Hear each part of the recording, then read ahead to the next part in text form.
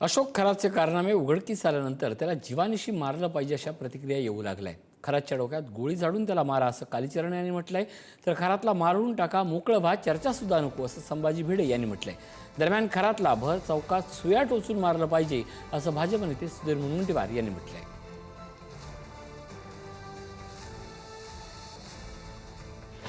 जिथं असली असतं त्याचीच नकल होत असते।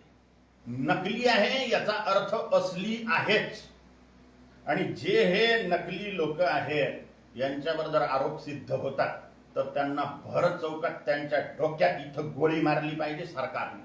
मग आसाराम बापू त्यातच आहेत, राम रहीम त्यामध्येच आहे, काय नाही। आरोप ज्यांचे सिद्ध झाले त्यांना भर रस्त्यात गोळी मारा।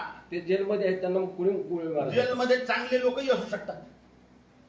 अनुच्छेद कायद्यांचे इतक्या सगळ्या अनुच्छेदांमध्ये इतके छेद आहेत की खरे आरोपीही सुटतात आणि निर्दोष लोकही अटकतात।